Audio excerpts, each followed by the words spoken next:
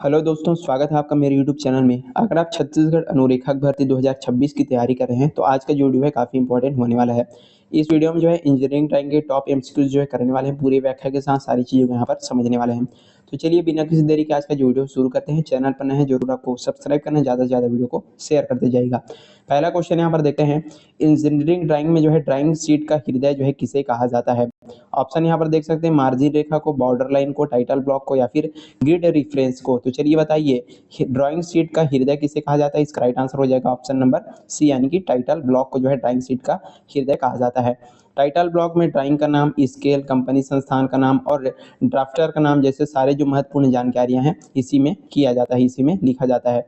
चलिए अगला यहाँ पर क्वेश्चन देखते हैं, BSI के अनुसार जो है टाइटल ब्लॉक का मानक आकार जो है क्या होता है।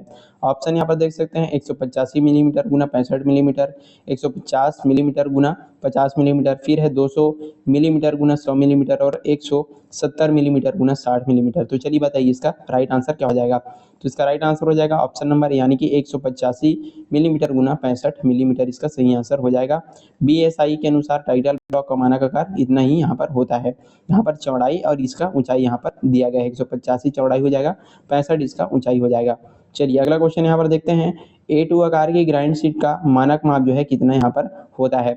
ऑप्शन सभी यहाँ पर आप देख सकते हैं। इसका राइट आंसर मैं सीधा बता देता हूँ, इसका सही आंसर हो जाएगा ऑप्शन नंबर सी, यानी कि 420 गुना 594 मिलीमीटर जो है ड्राइंग शीट A2 का यहाँ पर आकार होता है। देख सकते हैं, जबकि यहाँ पर सारे जो ड्राइंग शीट के नाम और आकार आपको जो है बिल्कुल अच्छे तरीके से याद होने चाहिए। चलिए आगे बढ़ते हैं, अगला यहाँ पर क्वेश्चन देखते हैं, सबसे डार्क पेंसिल की ग्रेड जो है कौन सी होती है। ऑप्शन देख सकते हैं, 9H, HB, 7B या फिर 4H। तो सबसे डार्क जो पेंसिल की ग्रेड कौन सी हो जाएगी, ऑप्शन नंबर सी, यानी कि 7B हो जाएगी।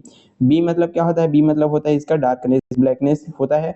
और 7B जो है सबसे डार्क और सबसे काली रेखा यहाँ पर खींचती है। एच का मतलब होता है हार्डनेस, सबसे कठोर ग्रेड की पेंसिल। तो इसमें कौन सा हो जाएगा, 9H जो है सबसे कठोर ग्रेड का पेंसिल यहाँ पर होता है, दोनों को याद रखिएगा। आगे बढ़ते हैं, अगला यहाँ पर क्वेश्चन देखते हैं, सेंटर लाइन और सेक्शन लाइन को दिखाने के लिए जो है किस प्रकार की रेखा का जो उपयोग है किया जाता है। ऑप्शन यहाँ पर देख सकते हैं, कंटिन्यूअस थिक रेखा, उसके बाद डैश्ड थिक लाइन, चैन थिन लाइन या फिर कंटिन्यूअस फेड लाइन। तो इसका सही आंसर हो जाएगा ऑप्शन नंबर सी, यानी कि चैन थिन लाइन का, यानी कि लंबा छोटा डैश रेखा का यहाँ पर उपयोग किया जाता है। वृत्त के केंद्र या अक्ष को दर्शाने के लिए एक लंबी और एक छोटी पतली रेखा वाली का यहाँ पर उपयोग किया जाता है। एक अनु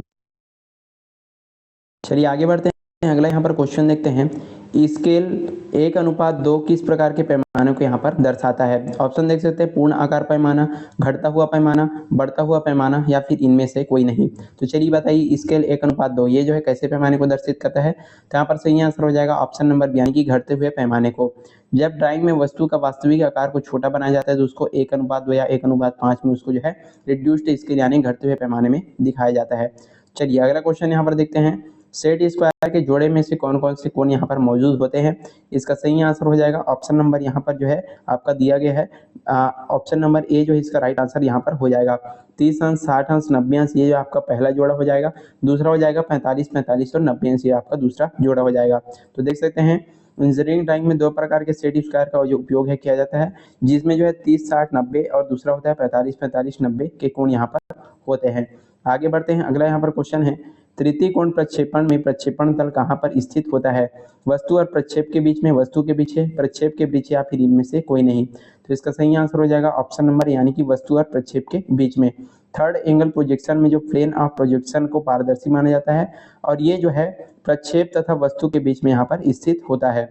अगला क्वेश्चन देखते हैं, किसी वृत्त का आइसोमेट्रिक व्यू कैसा यहाँ पर दिखता है। वृत्त, दीर्घवृत्त, परवलयकार या फिर अति परवलय। तो इसका राइट आंसर क्या हो जाएगा ऑप्शन नंबर यहाँ पर बी, दीर्घवृत्त। जब किसी वृत्त का जो है आइसोमेट्रिक या 3D व्यू बनाया जाता है तो वो जो है दीर्घवृत्त के रूप में यहाँ पर दिखाई देता है, याद रखिए।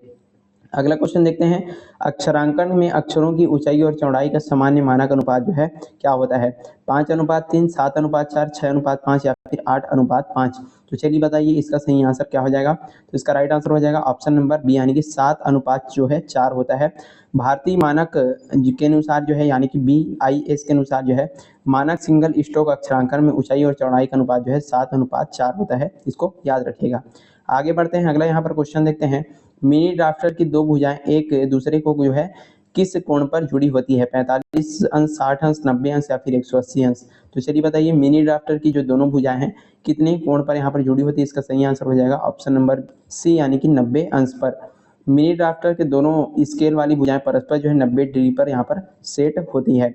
आगे बढ़ते हैं, अगला क्वेश्चन देखिए। आइसोमेट्रिक प्रोजेक्शन में तीनों अक्ष एक दूसरे को कितनी डिग्री पे यहाँ पर झुके होते हैं?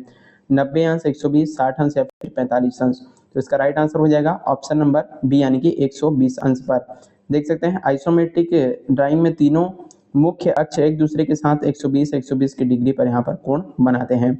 आगे बढ़ते हैं, अगला क्वेश्चन यहाँ पर देख सकते हैं। किसी वस्तु के आंतरिक छिपे हुए भागों को स्पष्ट रूप से दिखाने के लिए कौन सा व्यू बना है? तो यहाँ पर दिया गया है front view, isometric view, sectional view या फिर टॉप व्यू। तो चलिए बताइए इसका सही आंसर क्या हो जाएगा? तो इसका राइट आंसर हो जाएगा ऑप्शन नंबर सी, यानी कि सेक्शनल व्यू यहाँ पर बनाया जाता है। जब वस्तु की आंतरिक बनावट जटिल हो तो उसे काल्पनिक रूप से काट करके जो है सेक्शनल व्यू में यहाँ पर दिखाया जाता है। आगे बढ़ते हैं, अगला क्वेश्चन देखते हैं। वृत्त की परिधि के किसी भाग को क्या कहा जाता है? व्यास, चाप, जीवा या फिर त्रिज्या। तो इसका राइट आंसर क्या हो जाएगा? ऑप्शन नंबर बी, यानी कि चाप जो है इसको बोला जाता है। वृत्त के बाहरी सीमा यानी जो परिधि का कोई भी निरंतर टुकड़ा या भाग उसको चाप जो है कहा जाता है। आगे बढ़ते हैं, अगला क्वेश्चन देखिए। इंजीनियरिंग ड्राइंग में रफ वर्क या फिर गाइडलाइंस खींचने के लिए किस ग्रेड की पेंसिल का जो उपयोग है किया जाता है? 2H या फिर 3H, HB, 2B या फिर 6B। तो इसका राइट आंसर हो जाएगा ऑप्शन नंबर ए, यानी कि 2H या फिर 3H की पेंसिल का।